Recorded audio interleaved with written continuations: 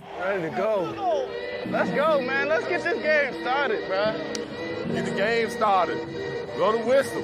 Show the world. Let's go tonight.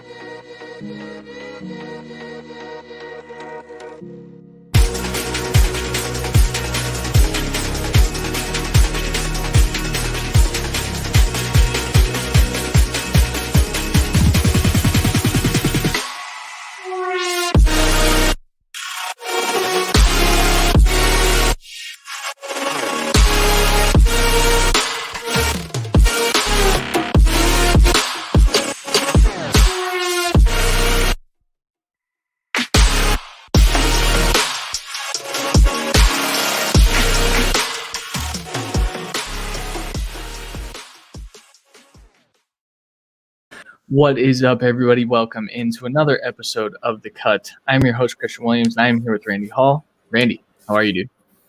Doing pretty well. Well rested over the couple of days for the upcoming week of just pure fun. Good stuff. Yeah, you've got a lot going on this week. I think that's been a common theme these last few weeks for all of us. Today, we have a very exciting show because we don't have to talk about tight ends anymore, which we did last week.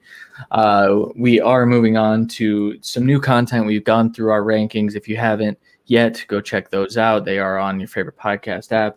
Before we get into our AFC East burning questions and our Dynasty startup mock draft, I do want to talk to you guys about the exciting news that we shared today. So we are becoming a podcast network. We're bringing on a few more shows. I don't want to give a number just because we're still working through some of the test shows and whatnot. But we have, we're very, very excited. We've been planning this for a little over a month now, and we're finally ready to kind of roll that out. If you guys haven't seen on Twitter, we have a new logo. Shout out to Randy's sister, Nikki, for the awesome design. So we're very, very excited. We've got a bunch of very, very talented podcasters that are going to be in these shows and hosting these shows, so you don't have to hear more of us. In fact, you might hear less of us, so probably about the same amount of us. But yeah, Randy, do you want to talk at all about the network, or just without giving anything else away, just excited for all the contributors and podcasters to get more heavily involved and continue to build themselves. And we'll keep our normal stuff. We might be losing like a live show or so, but we're going to keep all of our basic content. So we're not going anywhere, thankfully, but we're just trying to help others grow as well as us. Yeah, we're very excited for that aspect. We hope our contributors go on and become more famous than us. So speaking of which, we have a brand new article from @SubstanceD3. So go follow him on Twitter that came out today regarding, the art of the deal. So talking through dynasty trades, that is on thecutffb.com. We have a ton of articles in the works right now. I asked this morning our contributor chat, I was like, hey, what are you guys working on? I couldn't even keep up. So we've got a lot of content coming your way. But you guys aren't here to listen to us plug our stuff. So let's get right into it. Shout out to Real Deal Fantasy Fire content only. Absolutely. That's what we're about. Of course. And of course, guys, if you guys want to interact with us throughout this episode, we are on the comments. So feel free to drop a comment. If Jeff's here yet, we're about to talk about the Buffalo Bills with our AFC East burning questions. So shout out, Jeff. So the 3 questions, we're going to go through these the same way that we've gone through all of our divisional breakdowns. 3 questions, go through them, answer them. Let's do it. Can Josh Allen sustain his 2020 success? Zach Moss or Devin Singletary, very simple question. And then, is there a wide receiver 2 that we want to roster on the Buffalo Bills? Randy, can Josh Allen sustain his 2020 success? Yes or no? Ooh, I did just get done with their projections today, for at least now, I'd say. And his production, I have as continuing to probably uptick, obviously, with another game involved. But there's some aspects to his game I do think are going to regress slightly. So obviously my projections aren't done yet, so I won't for sure say he won't be the QB1. and that is the repeat of success, really, because that's what he was. But I think he's still a lock for top 5 no matter what, even if there is a more than probable touchdown regression and maybe more picks or maybe slightly less accurate. But either way, he's still going to be a great fantasy asset and a great real-life quarterback. Yeah, that's very true. Shout out Dave. It's good to see you in here, bud. Allen, close, yes. Moss, but don't want either of the 2 running backs, and then don't want a wide receiver 2 next year, but intrigued by Gabe Davis. I like that. Gabe Davis has been getting a little bit of run on Twitter lately, but we will get to that question. My answer for the first question is I think he can sustain it. There was a lot of discussion about his arrogant arm when Benjamin Solak said that, and then Bill's Twitter blew up. He does have an arrogant arm. He looks for the big plays, but that's what great quarterbacks do. And I think when you have receivers like Stephon Diggs, you're able to get away with that kind of stuff because they're so good when the play breaks down. And so I think you're going to see a lot of that. I think, they didn't add much to that backfield. They added Matt Breida. So they added a little bit of different dynamic. Stable backup with an ungodly burst. Right. So you have a different pace setter back there, but I don't think they really invested in the running back room, which tells me that they're comfortable with how their offense played, which of course they should be. It was great. I don't think it's as sustainable. I don't think top to bottom it's going to be as efficient, but I think especially for fantasy, I think Josh Allen is locked in, like you said, to a top 5 finish. And I'm trying to pull up where my projections would land for him, but the old computer is slowing down. So I believe as of now, you definitely have him at least top 3 already. He might have been 1 still, but obviously the Bills are very early on the alphabet, so it's hard to tell how far he may have stayed or gone down. Yeah, so right now he is my QB1. So maybe I do think that he can sustain it. It's only by 0.1 fantasy points per game, which we will talk about some projections here in the coming weeks. Obviously, once we get all finished, that's another project that we're very excited about. Shout out Jeff, holla to you as well, buddy. Yes. All right, question number 2, Zach Moss or Devin Singletary? Randy, I know my answer. What's your answer here? Well, go with your answer then, if you just know it.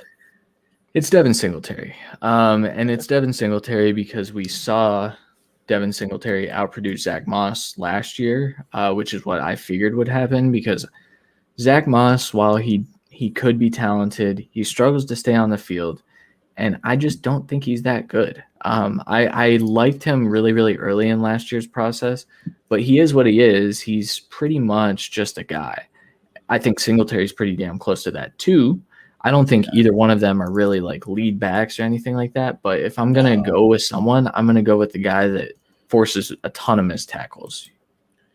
Yeah. So everything. Yeah. By projections, I also have to go Singletary, and it's because he's going to be used more in the third down role. And I know there's a lot of Zach Moss believers, and there is talent there. I don't think he's just a guy necessarily, but like you said, neither of these guys are that good. They're nowhere near the upper echelon. I just think Singletary will get enough passing work and with his good rushing work as well to be an RB3, a late RB2. None of these guys will be that good. And the one thing about Zach Moss is he's a bruiser that, the biggest thing people say is as the game goes on, he's going to be better and better as he beats up defenses. For that, the only person that works for is Chubb and Henry, and they get all the carries. And even though Chubb is in a obviously more split backfield, he still gets majority of the carries, especially in the fourth quarter when they're up. The Bills should be up, so maybe Moss does get a little bit more, but I think there is a full split, which means that Moss's true value will never really be shown. Yeah. I do want to throw a side note in here. Someone responded to I put out a tweet about this yesterday, and someone said Todd Gurley incoming, and I don't hate it. I don't hate it. I know Gurley's pretty much on his last legs, literally. I like Gurley more the Titans, but that's just me. And the biggest thing for both of these guys is Josh Allen is the lead back at the goal line. So the possible touchdown, huge upside for like Moss or Singletary out of the backfield in passing situations, which we've seen with be super successful with guys like Nyheim Hines and James White over the years. They both have that, but again, in that situation, you'd rather have Singletary because Moss isn't going to get a lot of the just dive touches. That's going to be Allen. Yeah, that's the part that really sucks about Buffalo running backs. But yes, the third question here, is there a wide receiver 2 on this team that we want to roster? Now, I will say specific to 2021 because I think Gabe Davis is a shout. There's another guy that I want to stash that I projected pretty fairly high compared to everyone else. But Randy, is there a wide receiver 2 on the Bills that you would be comfortable rostering? As long as he doesn't retire, maybe Beasley as like a safe option for a bye week where you know he's going to get probably 6 to 7 targets. He's going to catch most of those. Yeah, like there's no like Gabe Davis is obviously the more explosive of the bunch, but they also brought in Emmanuel Sanders, like Dawson Knox and Hollister. I'm not hot and bothered about, because of Sanders being kind of the in between of the outside and inside, I think he affects Beasley as well as Gabe Davis breaking out fully. So I just don't see either. I think it's going to be a lot of targets peppered towards Diggs and then just a pure spread everywhere else. Yeah. I am actually of the mindset.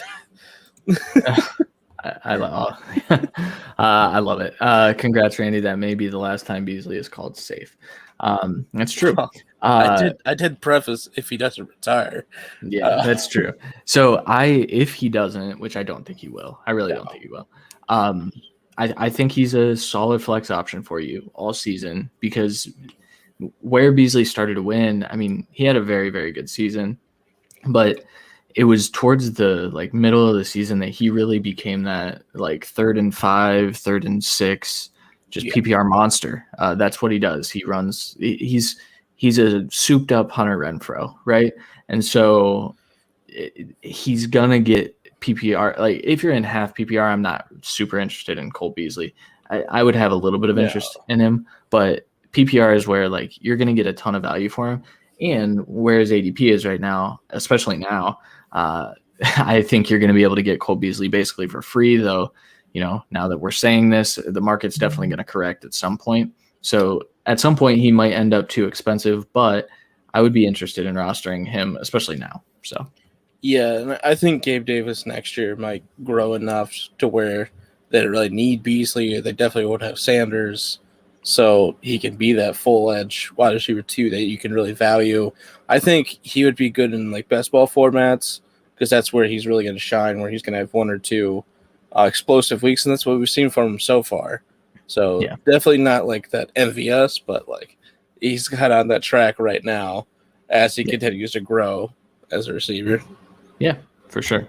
All right, let's move on to our next team, and that is the Miami Dolphins. So the questions here: how are you approaching Myles Gaskin's value in Dynasty specifically?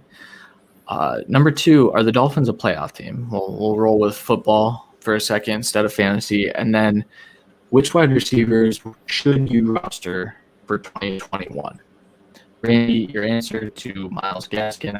I believe you're a little more bullish on him than I am.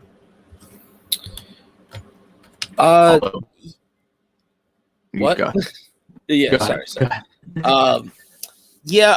I think you should be fully in on Gaskin for this season. I think they've shown that they're not bringing anyone in for this year, and I've had to have preached this for 2 years now. The Dolphins don't value the running back position highly. They think they can get good value out of late round guys, and they have. So I think Gaskin is their guy. This is a backfield that it will have split backfield though, so he's not going to be a full 3-down workhorse, but he does I would say he's probably the primary pass catcher of the group too. So I think where he's going in drafts, I think he's a good value and someone you should pick. But he definitely shouldn't be anywhere near your running back 1. And if he's like your RB3 or 4, I think that's where his best value is. But if you have to say you end up taking one of the prime quarterbacks or tight ends and wide receivers, so you have to have him as your RB2, I think it's a safe floor there. Yeah, I think that's where I ended up landing as well.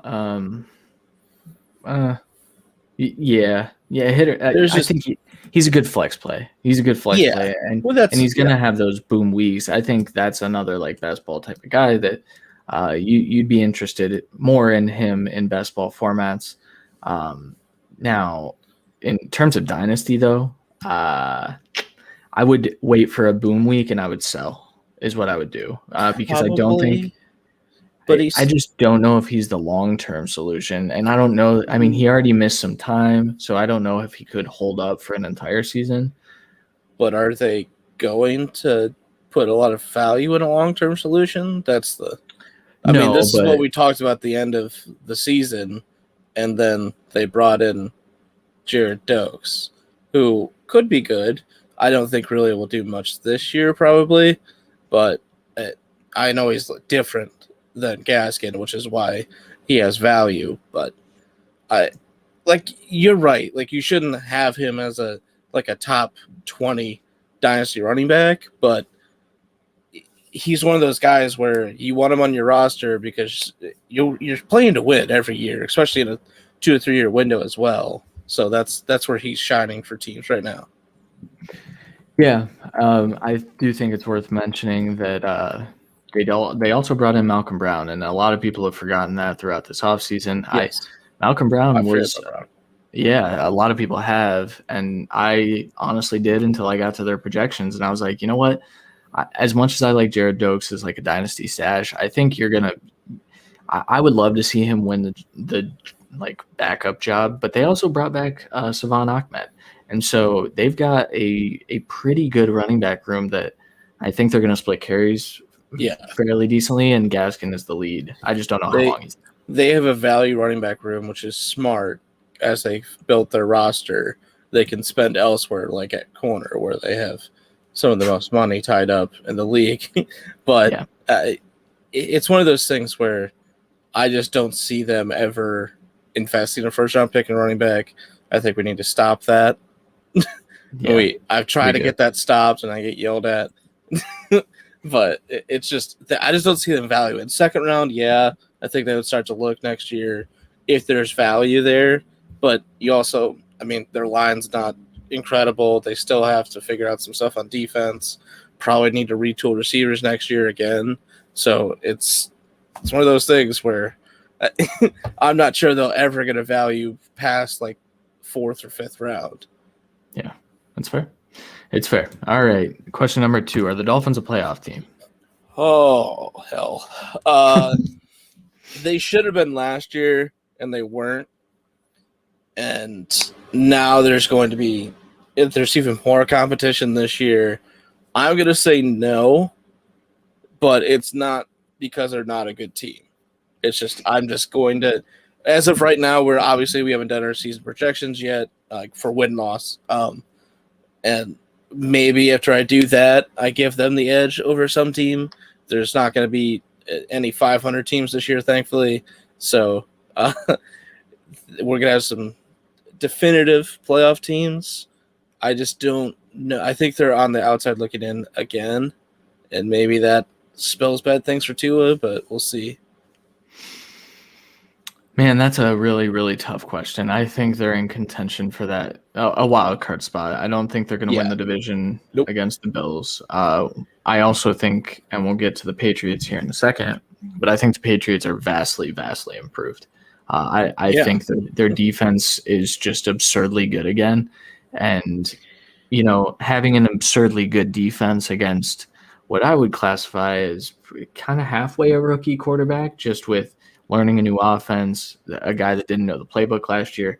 Tua, if he comes out and he balls, which, you know, I think I projected it Like, he kind of balls for like half the year. Yeah. If he does that, then I think they're locked into a wild card spot.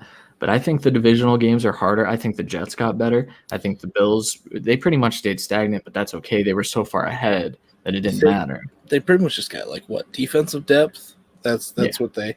Yeah, plus Sanders. And then I think they get in with an extra playoff spot this year. Yeah, I mean, and the AFC, I will say, overall is pretty good. It's going to be really, really competitive for that final couple wild card spots. So I'll say yes, though. Yeah, I mean, you got just quick if you just say it's Bills, Ravens, or Browns, either one. And then like, well, no, I mean like to win their division, and then like Colts or Titans actually, and then like Chiefs obviously, and then you already have at least 4 teams competing for the last 3 spots, and that's not even including the Dolphins yet. Like it's close. That's the problem, and there's always going to be a surprise team from every division. So it's going to be quick. It's like, obviously, the Jets aren't going to be in contention. Houston won't be in contention. Jacksonville won't. Cincy won't. And you could write off like 4 or 5 teams, but there's still – you still have a bunch of teams, 12 teams, 11 teams fighting for 7 spots. Yeah. I mean, yeah. Yeah. Chargers, Raiders, the whole AFC West. The AFC West is about to be the new AFC North. That's one of my take. If AFC West, there's like obviously the Broncos figure out some quarterback issues. If the Raiders get slightly better on defense, if the Chargers can keep growing and be healthy on defense, they're a contender. So that's what I mean. That's why I said right now before we do projections, I'm going to say no, just because they didn't do it last year, and I don't see like a vast improvement really. Yeah, it's fair. All right. Number 3, which wide receiver or wide receivers should you roster for 2021? This is a tough one, I will say. I know you haven't finished those projections yet. The way I projected it, now I'll just double check this. There isn't a single one that really holds a ton of value because I think they're going to spread the ball around. You're going to look at Will Fuller. Will Fuller is probably the one that I would roster. But then you have, is Will Fuller only good because he was on PEDs last year? Perhaps. Is that the way he stayed on the field? Who knows? Yeah. I don't know that. I projected it as he'll stay healthy, obviously, and he'll be able to be productive. But then you've got just a flurry of freaking wide receivers I don't know how the target distribution is going to go. What do you think? Yeah, I think you're right. I think the only one I would take like the full like trust chance would be Fuller, especially because he has that boom upside as well. But when you break it down, like Waddle, he's a rookie coming into the league. He's obviously going to get more of the middle targets, but he has to share that with Gesicki. And then Parker and Preston Williams is just – it's the same player, honestly. Like I think I think Preston could be at this point the same like talent level as well. Obviously, we have to see him in the field more than like 4 games a year, but he's very, very good. He's already in hype videos for them. So if like Preston Williams or not Preston, if Devontae Parker gets like traded, then maybe I want like Preston or I want like Waddle then for sure, just because the targets are fleshed out a bit more. But right now, I agree. Tua's always been a quarterback that spreads the ball. I think he does even more, and they gave him all the weapons possible to do it. So why wouldn't he? Yeah. I mean, I think Waddle is going to be one of his favorite targets, but I also think that's what Will Fuller is going to do. I think those two are the guys that I would, I would take a shot on Waddle as well. And like Waddle obviously can break one off, but like Fuller's the only one that's going to be the deep threat of the team. So that's why, like, if I had to pick one that's going to do a little bit of everything and have high upside boom weeks, because that's all Fuller's been for his whole career, I think that's why you have to take Fuller. Now, are you going to feel comfortable playing him ever? Probably not. He's the best ball god. But I don't. In 2020, that was different. But without PEDs, we don't know. Yeah, that's true. Plus, without Hopkins, and now he's got weapons all around him again. So, I saw that deal, Dave. I liked it. Good stuff. I did not respond to it. I'm sorry. I saw it. I liked it. Didn't care not to respond, though. Sorry. Yeah, It's like, what? No, that's not true. All right. That's the third question for the Dolphins. Let's move on to the Jets. The Jets, I'll tell you what, I said before the show, the hardest team to project. And that's including, the Lions and just teams that you have no idea about. The Jets are one of those. So the three questions: how close to the 49ers offense will the Jets look? Is Michael Carter the RB1 of this team, not the RB1 overall in Dynasty? Please do not take that as such. And then realistic record expectations for the Jets, being in this kind of tough division. Yes. Randy, your answer to the first question. I don't think I think they're going to try and model the offense close to the 49ers, just how they like their schemes and concepts. I think their line is close to that. I think it would work in that kind of system right now. Obviously, it's not like incredible, but the 49ers line's never been like the best line. It just works well in that system. I think Wilson could thrive in that play action style system. They're definitely going to need to use two running backs. And the problem being is the 49ers system works because they usually are up in games. Like we saw last year, obviously Jimmy G was out, so it's hard to fully say that. But when they were down, you could tell it was hard for them to continually move the ball. They had to be able to run the ball.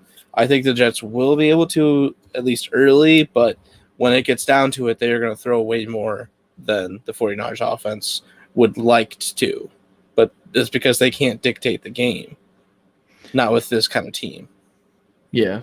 Yeah, I think overall the scheme is going to look very, very similar, right? So that's why we think that the Jets, for whatever reason, fell in love with Zach Wilson. I think Trey Lance and Justin Fields fit that system a little better than Wilson personally, but I don't think that he doesn't fit either. I think really it's a system that most quarterbacks can play in. Yeah. But like you said, the pass attempts for the Jets should far exceed even what the 49ers did last year, which they passed a lot because they were down because, like you said, they lost Jimmy G. I think the Jets are going to throw over 600 times. And so then kind of furthering that and branching off this question, Zach Wilson is a pretty good value. Everyone loves to tell me that I hate Zach Wilson because he was my QB4. Spoiler alert, I liked this quarterback class a lot. I had, a borderline first, I think, on Zach Wilson when all was said and done. And so this is a guy that you can get for very, very cheap in redraft. And then in Dynasty, he's going 2 rounds behind the other 3 top guys in Fields, Lance, and Lawrence. I think Wilson has a lot of fantasy potential, and it might not be in year 1. It might end up being a year 2 type of thing. Because I still think he has things to work on, but it's an exciting time to be a Jets fan, which is, it's hard to say that because has it ever been? But I think it really is this time. I think the best case scenario is we get it's kind of what it is now, but like we get like Derek Carr, especially early career out of Zach Wilson, where they tried to run the ball, but they didn't have the running back stable they have now. At that time, they still were good, but they had like a piecemeal of running backs, and Carr threw like 560 times because they were like 3-13 and then like just under 500, I want to say. So like I think like that's where he's going to have to thrive, and then we're probably seeing just about 4,000 yards. So that's pretty good. Yeah. It's a realistic expectation that he throws like 560 and gets 4,000 yards, and they still suck. Yeah. That's them still sucking isn't all going to be dependent on Zach Wilson. No. They do have some other things to fix. All right. Question number 2 is Michael Carter the RB1 for Dynasty forever? No, just for the Jets. Shit. Yes, for me. But in the sense that like Eckler's an RB1 for the team, where it's going to be that kind of – he's that type of running back where he can run the ball effectively, but he shouldn't get like 250 carries or probably even a little bit over 200 is probably more than he should get. He should be used heavily in the passing game to make easy offense for Zach Wilson, and he should be able to run the ball relatively good. He does very, very good in a phone booth, breaking tackles, and he's going to have to in this offense. And then there's two backs there that can compete for like the power back of the scheme, the change of pace, to the change of pace, Michael Carter. It's Ty Johnson and then whoever the rookie Pirine, Coleman. It's not Pirine, is it? I thought Pirine was. He was a rookie last year. No, Pirine's over there. LaMichael, not Samaji. Okay, thank you. Yes. I'm sorry. So, okay. Yeah, LaMichael. I think they'll fight it out. Obviously, Johnson has the playing time, but I'm not sure who wins that spot. Obviously, I want to take a deep look into training camp details, but I think Michael Carter gets majority of the snap share, especially because, like I said, they're going to be down throwing a lot. That's Michael Carter's wheelhouse. Jeff, you've corrupted my mind because I'm looking at my projections right now, and I have obviously Michael Carter. To me, is the RB1 as well. For the Jets, their RB2 is going to be Ty Johnson, in my opinion. I looked at some of the things that he did last year. Very, very efficient, and probably their best running back last year. I will say his best game was against the atrocious Raiders defense, so maybe take some of the stats with a grain of salt, but it's true. Really quick question from Dustin Ross. 30. How much are you buying into all the OTA noise on Elijah Moore? I was bought in before the OTA noise, so I think it's a little louder than it needs to be. I think we need to temper, especially with them agreeing to a pay cut for Jamison Crowder. However, I mean, in looking at how I projected it, I have Elijah Moore tied for the second amount of targets on this team, approaching 100, because I think they're going to pass the ball a frick ton. Right, Randy, I know you're a little more out, right? I'm definitely more out, but I was also more out on the landing spot of Moore. It's just a crowded field. I mean, no pun intended. Yeah, but like Corey Davis is going to be by far and away the best receiver. And then you have Crowder, who's a reliable veteran that gets it done no matter what. And that's the same role that Moore's going to want to play and have to play to be successful. But then you still have Mims, who showed promise last year and should be a good future wide receiver for this team. But he has to get targets to continue to grow. Obviously, like we said, they're going to throw a ton, but I just don't see a ton of fantasy value in the wide receiver 3 for the Jets. That's fair. It's a fair assessment. I mean, we know how I felt about Elijah before, and people talked me down a little bit off Elijah Moore, and I'm pissed about it. I wish I would have kept him up in my top 5. He was my 6. But all right, third question: realistic record expectations for the Jets. We kind of touched on this. 4 wins. I'll give them 5. 5 is the max, because I think that's a good trajectory. You go from 3? I think they tied with the Jags with 3, but the game. So pretty much they increase a couple wins. I think that's realistic. They didn't add a ton of pieces to the secondary, which is concerning. I don't know why they're doing that. Granted, there are still some secondary pieces out there that are probably still looking for jobs, and so maybe they add to the secondary with cuts and things like that, and then I feel more comfortable about their defense. But right now, it's just bad. I'm just not gonna give them anything. They're in a tough division. I'm sure their schedule isn't easy. So when it comes down to it, I'm gonna take the put together teams already, then a completely retooled, rebuilt whole system, everything that's basically carried by first and second year players. Yeah. All right. Last team in the AFC East. We're going to kind of fly through this so we can get to our Dynasty startup mock draft. The New England Patriots, we touched on them, vastly improved. 3 questions. Will the influx of wide receivers equate to a better Cam Newton? Is Damian Harris worth the pick in fantasy with the threat of Cam Newton at the goal line? And then which tight end are you betting on for 2021 out of obviously Devin Asiasi, and the other guy that they drafted last year. Just kidding. Hunter Henry and Jonnu Smith, they went and signed the top 2 tight ends, and now they have both of them. So, Randy, your answer for the first question. I think we will get a better Cam Newton. I think we'll get more of a pace from the first couple games where we saw him kind of fully healthy and rolling again. Will that continue for the whole year? I don't know. It's not like the receiving corps is all that good. They're going to be in a ton of 12 personnel, which means it's going to be Jacoby Myers and Nelson Aguilar for the most part, I would say, out in the field, and then maybe N'Keal Harry out there for blocking purposes. Or, they have some gadget guys as well. It's just one of those things. I think he's going to be better, and I think it's because they're going to continue to run the ball heavy with him and the running backs, and they're going to have a lot of quick passes because that's what this offense is going to suit. He can bomb it deep to Aguilar, but other than that, there's going to be a ton of quick passes. Quick passes, underneath passes, and I think that's why they went out and got what Bill thinks is the best yak tight end in the league, or one of the best is what he said last year before they played the Titans, in Jonnu Smith. I think that's why they got 2 tight ends, because Cam Newton thrived most when he had Greg Olsen on the field with him. And so you get the best of both worlds with those two. Smith obviously being a ultra athletic tight end, great with yak. Henry being a sure-handed, safe option at all times.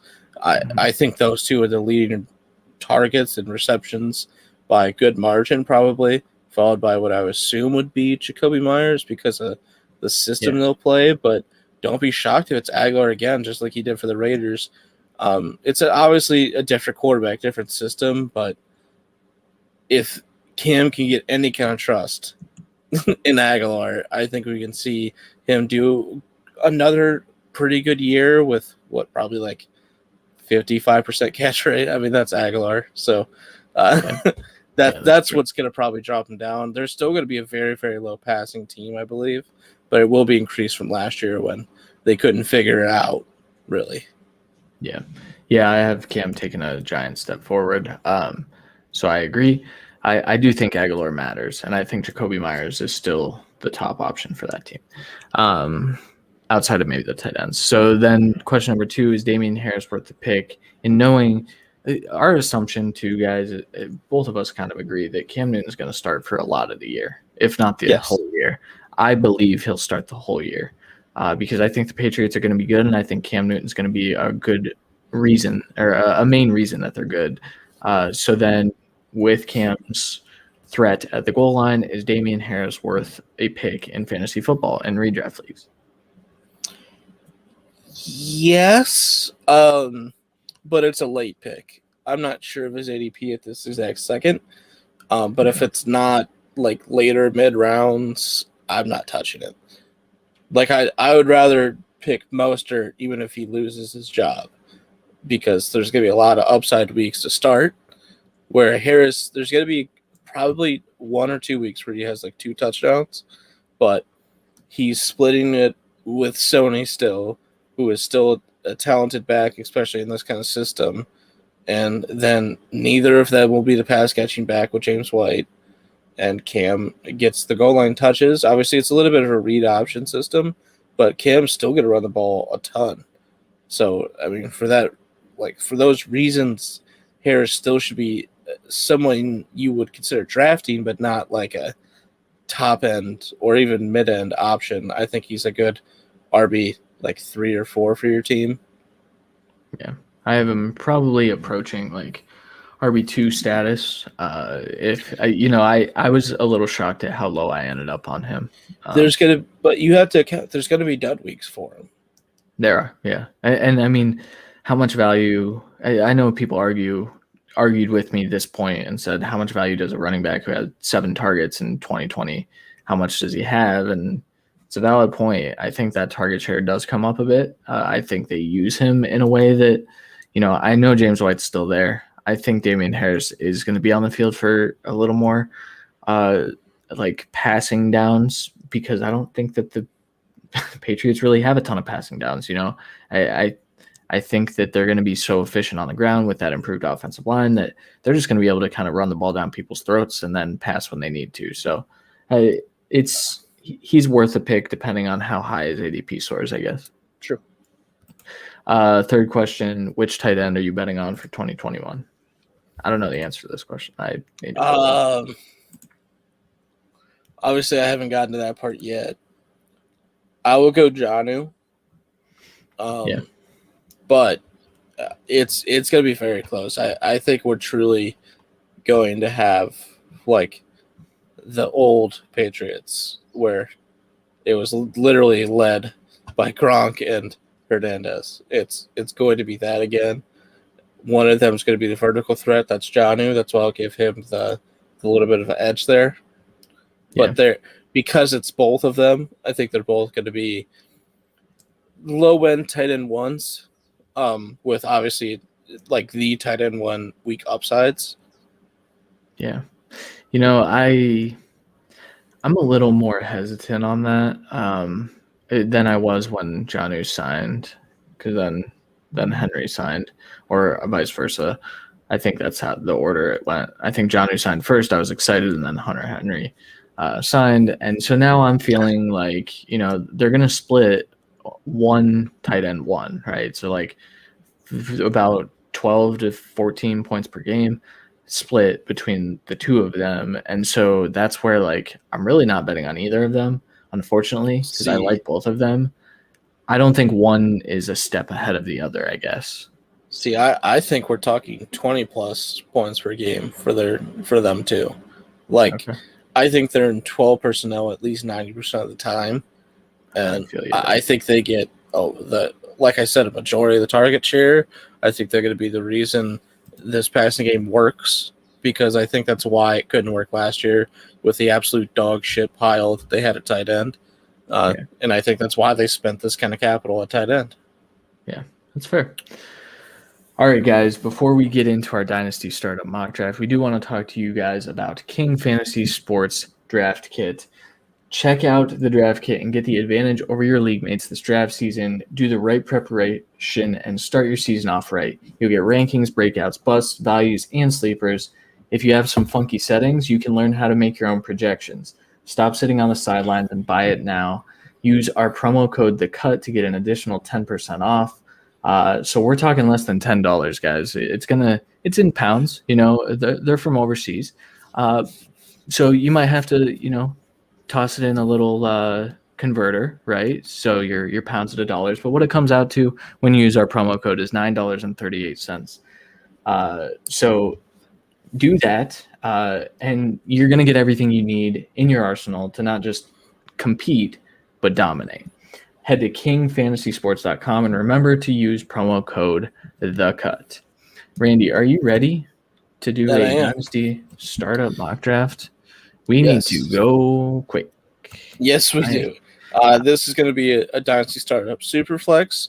I'll just get that out of the way. I did random numbers and had Christian pick either the first number I generated or the second. So he ended up with the second pick, and I have the 10th. And we're just going to go from there. All right. Going to start it, and should go right to you. McCaffrey goes first. Superflex, right. You going Mahomes? Yes. Yes, I am. Yes. Yeah, I think that's an easy pick. I think I would consider Josh Allen there. I see Kyler Murray went as the QB2 off the board. That's interesting. Yes. I wouldn't do that. Kyler, Cook, Allen, Barkley, Lamar slightly early, probably Kamara, and then Herbert slightly early. Puts me on the clock with best options being probably Jonathan Taylor, Dak Prescott. Dak Prescott. You know what? I'm going to take Dak. I normally would advocate for the running back there, but let's see what happens. All right. Running back, getting back. I hate everything about life, but I am taking Tyreek Hill. I think the running back, because of that run of Taylor, Chubb, and Henry, dropped off severely. Yeah, I'll tell you what. I did a few mocks earlier, just to prepare for this, and every single time I got DeAndre Swift here, so I'm pretty upset. Yeah, no shot in this one. Yeah, so Yes, we got after mine, Jefferson, Lawrence, Brown, Swift, Kelsey, Metcalf, and Akers for those not watching. So you're on the clock already with Mahomes in tow. Which way are you leaning? Justin Jefferson came off too. Jesus Christ. I'm going to go with Devontae Adams. I think Devontae Adams is falling down people's lists. I don't really agree with that. I still think Devontae Adams is quarterback proof. So, yes. Yeah. Following that, Najee, the rookie, off the board at the end of the second round, and then Kittle wrapping back around to you. So guys like Burrow, Dobbins, Zeke, Diggs on the board. Yeah. What are we feeling? I'm feeling I need to open up my Dynasty positional rankings really quickly. I'm so sorry. I'm thrown for a loop here because I did not expect to not have a running back at this point, and so I need to see who I'm valuing here. We have 17 seconds to do so. Oh, fuck. Aaron Jones is my pick. Okay. Diggs off the board, then Burrow, then Gibson, then Clyde, then Zeke, then Dobbins, then Ridley. Screw me. Pretty much. That's how that feels. Okay, so obviously we have the veteran Hopkins on the board, CeeDee Lamb, the new hotness in Dallas, Kyle Pitts, gross, I'm not doing it ever. But Good. I don't have a running back. I can't do that. So I'm making sure I get one. And I'm going to take Eckler and see what gets back to me. Hopkins, CeeDee Lamb, Jamar Chase, and Kyle Pitts off the board. I'm sitting here with Dak, Tyreek Hill, and Austin Eckler. Best values on the board. We're talking Darren Waller to get that tight end upside. Probably the last of the group I would draft this early. A couple rookies in Fields and Lance to help that. Terry McLaurin by far the best receiver on the board. And then probably Mixon, best running back on the board. I'm always a running back heavy drafter. And I know if I don't do it now, the running backs getting back aren't going to be good. So I'm going the back-to-back we've discussed all offseason so far. I'm getting Austin Eckler and then Joe Mixon. That's clutch. Also, Darren Waller. Really? Is that what we're doing here, folks? Darren Waller right after. Then Josh Jacobs, his teammate, Terry McLaurin, Lance, Allen Robinson, Travis Etienne, and you just quickly picked your boy Justin Fields. No shock there to the listeners. Yes. All right. So now I'm looking at, I have one receiver, pretty damn good one though, in Devontae Adams. I have Aaron Jones, who his values short term, I guess. I am higher on Aaron Jones. From this group, so I'm looking at running back here clearly. I think I have to. Oh no, do I really have to pick between Monty and Javonte?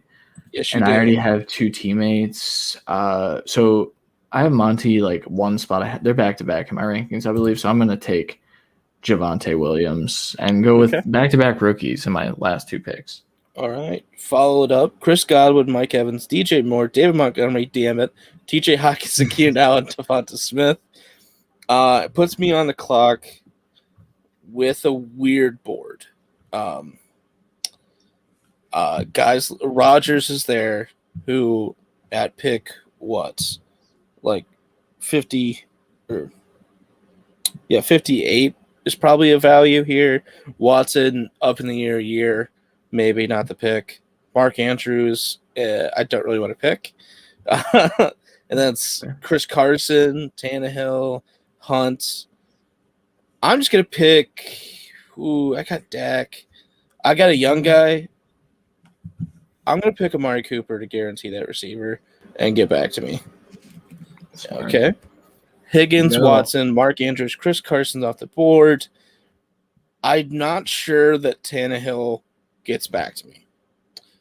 And I would rather take a shot at one of these receivers later, or maybe Gaskin or someone of that caliber next round. So I'm going to take the sure thing if he plays, which I do believe he does. and Aaron Rodgers being an elite quarterback 2 for me for the next couple years. And I just need to get a young guy later. Yeah. Man, that was quite the run there. So after your pick, Kareem Hunt, Brandon Ayuk, Chase Claypool, Jerry Jeudy, Kenny Golladay, Jalen Waddle, Noah Fant. Now I'm looking at wide receiver here. I'm struggling because I really value Cortland Sutton quite a bit. Take him. And well, here's the thing. I think I pick him here, and I think I'm wasting it because I think he'll come back around. And so I'm going to take a look at the running backs really quickly. Yeah. You could, obviously quarterback's still an option to give you that buffer until Fields is the starter sometime this year. And you have a god like Stafford or Tannehill there. Yeah, I think what I'm going to do is I am actually going to take Cortland Sutton and just do what go against everything you said. Your pick was followed by the GOAT Deontay Johnson and then James Robinson, the forgotten man in Jacksonville. Yep, and then I am going to look at my rankings one more time. Which is a good idea. Here's the thing. So in Dynasty, I have I'm taking Tannehill. Tannehill would be ranked ahead for me as well. Gaskin after him, his Tannehill's teammate Julio finally off the board. Juju and his decrepit value now on the board off there. DJ Chark, Ronald Jones, Cooper Kupp, Melvin Gordon, leaving an absolute pile of shit for Randy. Honestly. Man, but I have the 2 quarterbacks. I'm not going to take Stafford or any of these guys here. I think a lot of these teams are waiting on quarterbacks again, which is smart. I'm going to take Robert Woods and have another upside wide receiver 1, which gives me 3 and 2 quarterback 1s that should be, and 2 guys that should have a chance at RB1. Guys, I just want to announce. So Lockett, Debo, Trey Sermon, Laviska Shenault. Laviska Shenault just came off the board before Adam Thielen, Rashad Bateman, Odell Beckham, Rondale Moore, Elijah Moore, Michael Pittman, Tyler Boyd, whatever. I get it. Just the hype. So Sleeper builds their ADPs through how people are drafting. I like Laviska. I think he's a really good player.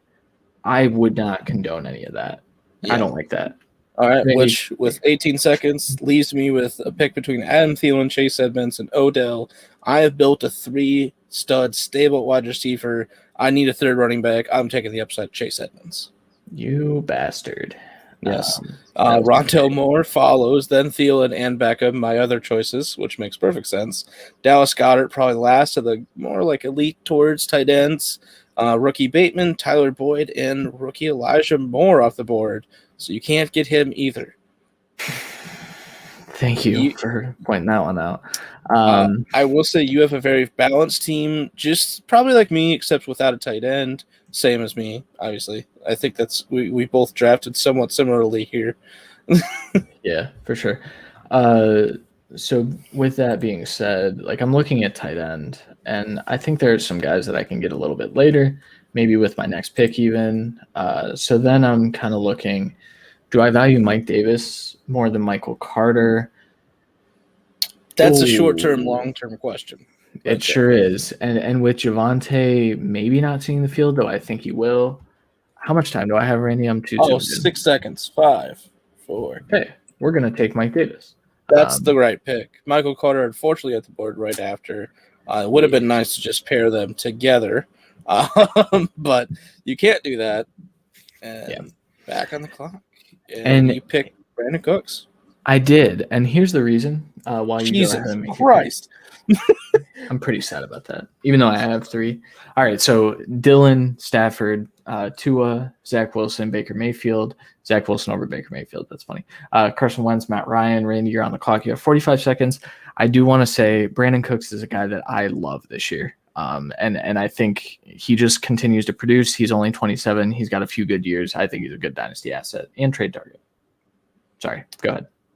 Yeah, I'm looking at a board of quarterbacks just sprinted off the board. If you're not watching, I'll try to go through them after this pick. Best picks here is either getting one of the tight ends, probably not a great value yet.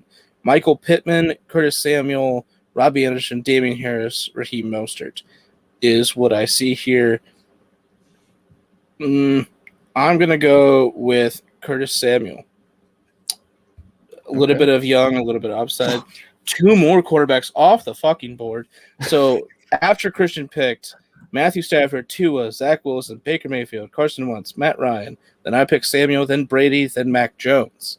Yikes. I am never one of the guys that likes to be at the back end of the trains of these kind of picks, and I'm glad I took Samuel instead. And I'm also not going to pick a quarterback again because fuck it.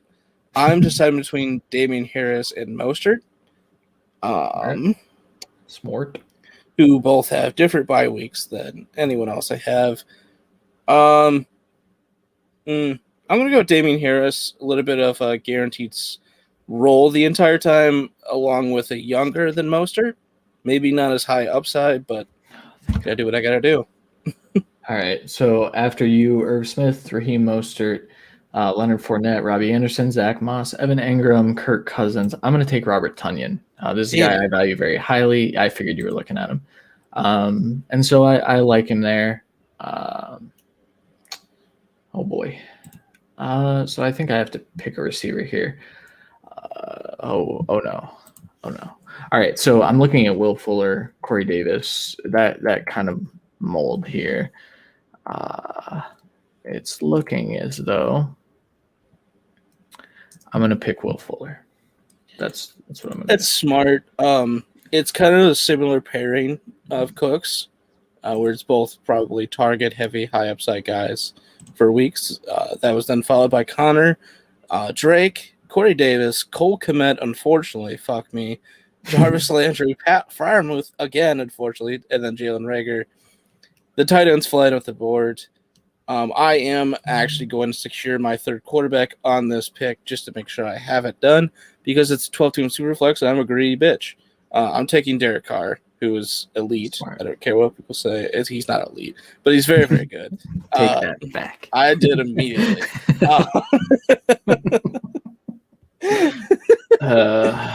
Take that back. So Logan Thomas, Michael Gallup, Tony Pollard, Henry Ruggs, Randy's back on the clock. Yes, best running backs on the board, probably Devin Singletary, David Johnson, Naeem Hines, probably no one else. But I also have 4 running backs to 4 wide receivers. Look at me being a balanced bitch. Kadarius Toney, no interest. Monroe St. Brown, some interest. But for me here, I think it's got to be either Mooney or Mike Williams. And that's great. I'm going to take the younger contract of Mooney in a Dynasty startup, and now he's paired with Justin Fields for the long haul. I feel comfortable there. God, tight end, damn it, bro. I'm trying to punt it, and they just keep taking him. Yeah, they like strategy. All right, first of all, Darnell Mooney was absolutely my next pick. I wanted the stack. It was there. You bastard. Denzel Mims, Amon-Ra St. Brown, Jonnu Smith, Kadarius Toney, Kenny Gainwell, Devin Singletary, another one of my targets, Rob Gronkowski off the board. Boy. Scrolls through the running backs. Nope. I'm definitely not doing the exact same thing. Right. All right. So now I'm looking. I have 3 quarterbacks at this point. I kind of want to hoard some just for funsies. No, I don't. Fuck. Okay, I'm going to take Jared Goff. And the reason I'm going to take Jared Goff is because I think the passing volume is just going to always be there with the Lions, at least for his time there. And now I'm looking at the wide receiver position once again.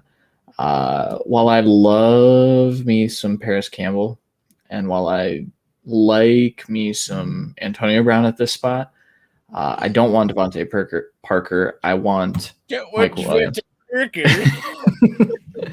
So I took Mike Williams because I actually projected Mike Williams probably higher than anyone in the industry will. So That's a starting wide receiver for Son me. of a bitch, bro. You ever just watch your cue just fly off the board, bro? It's the worst. Yeah. So after my pick, Naeem Hines, Tyler Higbee, Gus Edwards, Devontae Parker, Chuba Hubbard, not Aaron Rodgers, Amari Rodgers, Alexander Madison, you're on the clock. Good luck. I'm kind of screwed here. At tight end, especially. I think my best option at tight end is just to completely punt it at this point and just continue to build strength for the long haul elsewhere. And by doing that, I am getting Paris Campbell here, locking it up. A guy we've been hyping now for 2 years, me and you. A guy that did show out in his one opportunity last year before he got hurt. If that dude stays healthy, he's going to be an absolute lethal, I would say 1B option for the Colts. I won't say like he's their first option because that'll probably be Pittman just because of body type and stuff like that. Now the running back room is just dried up terribly. And I only have 4, and that goes against everything I've ever stood for in my life. But I have to pass on the position because there's no value. So I'm going to take another upside value. You know what? No. No, we're drafting Austin Hooper. We're getting a tight end locked in. Troutman could be the long-term solution. I think some people would go there instead. I just don't love it. And he's also not going to be the most targeted tight end on that team because it's going to be Taysom Hill. So, yeah. All right. So here's the point where, like you said, I only have 4 running backs. Yes, Matt, it sure is super flex. So I only have 3 running backs. So big fuck of me. And big fuck of me. So I'm looking here. I think Jamal Williams has some upside, right? He definitely does. There's no question. And so I'm deciding between him or Lat Murray, or like guys unproven. I'm gonna go with Jamal Williams and hope that I can flex him here and there when I need to. Are you talking about Marvin Jones? That is too many Williamses, but guess what my last name is? Boom. That's fair, bro. You have so many. 1, 2, 3. I do. Jesus. I have a lot. All right, so here is where like I feel comfortable about that as my core. So here's where I'll probably take some shots. Obviously, most Superflex Dynasty startups, you're gonna have way more roster spots than just 16 here. So yeah, this is just for show purposes. I will say that majority of these teams only have 2 quarterbacks right now. I think at this point in an actual startup, there would be like no quarterbacks on the board. This is a fair assessment. All right, so I'm looking at this. Do I want Russell Gage? Do I want Cole Beasley? I think I want Russell Gage, and I would love to consider Bryan Edwards, but not yet. I would have taken Russell Gage if it got to me. So that's a good call. I'm following in your advice, Christian. Latavius Murray, for maybe immediate impact, is probably the smartest decision. But a lot of people are telling me Ty Johnson is going to be the second running back to own for the Jets. I'm going to take him just in case because at this point it's all upside. And then Marlon Mack, oh my God, I'm glad I did. Marlon Mack, Keyshawn Vaughn, Latavius Murray, and Colin Hill at the board, a huge run to running backs. So it's my turn in our last round of this Dynasty Startup mock. I have my board to James White, Josh Kelly, Bryan Edwards, Slayton, P. Ryan, Malcolm Brown, and who I am picking, Gerald Everett, a guy that we both think has a good chance to just absolutely show what he's actually worth this year in Seattle. He's paired with a good quarterback for at least the immediate future. For my backup tight end, possibly my starter, it's a good move, I think. Yeah. And now I have my decision again. If I wanted Cole Beasley, I don't. I don't want Tutu Atwell. I'll never roster Tutu Atwell. No. So now I'm kind of looking at like a backup tight end, kind of like you just did. Everett probably would have been my pick, but I kind of figured he would come off the board. I don't know what's happening with my computer. I can't see everything, but what I'm going to do is I'm going to take a guy that's been kind of left for dead just because of the situation, and I'm going to take O.J. Howard. I think of the guys left, he's the highest upside play. And And so that's kind of where I'm landing with OJ Howard. He's still in a like top 25 tight end rank for me, despite all the shit that he's been through. He's only 26. He still has an opportunity to become an elite tight end 1, and you can't really get that in the 16th round. So All right, go through your team. Okay, yeah, before we go, we'll go through our rosters really quickly. I have a roster of Dak Prescott, Austin Eckler, Joe Mixon, Tyreek Hill, Amari Cooper, Robert Woods, Austin Hooper, obviously is my fatal flaw tight end, Chase Edmonds, Curtis Samuel, Aaron Rodgers, Damian Harris, Derek Carr, Darnell Mooney, a lot of D's back-to-back there, Paris Campbell, Ty Johnson, and Gerald Everett. Obviously, you'd have more spots in a Dynasty startup, but for the 16 rounds, I think I did a pretty good job of getting good depth in youth pretty much everywhere. Yeah. And I backed up the only age on this team was at wide receiver. I backed it up with some young guys. Like I said, tight ends are kind of atrocious, but they're both guys that have a shot to have tight end 1 weeks. And worst case, that means I have to focus on tight ends in the future or trade for one. And I'm fine with that. Yeah. All right. I love your team, man. But I actually think this is one of my better mocks, despite, missing out on DeAndre Swift. So I have Patrick Mahomes, Aaron Jones, Javonte Williams, Devontae Adams, Cortland Sutton. That's Javonte and Devontae. That's nice. I like that. Brandon Cooks, Bobby Tunyon, Mike Davis, Will Fuller, Justin Fields, MVP, Ryan Tannehill, Jared Goff, Mike Williams, Jamal Williams, Russell Gage, OJ Howard. I don't really love the last 3 picks. But again, those are high upside guys, and Jamal Williams was kind of a value at that point. Other than that, did you only end up with 3 quarterbacks? Did you have 4? I have 3. Okay, yeah. See, I went with that extra quarterback. I wish I wouldn't have. That's my feedback. I have Dak for the youth and top 5 upside, Rodgers for age but QB1 upside, and Carr for the perennial QB2 greatness. Yeah.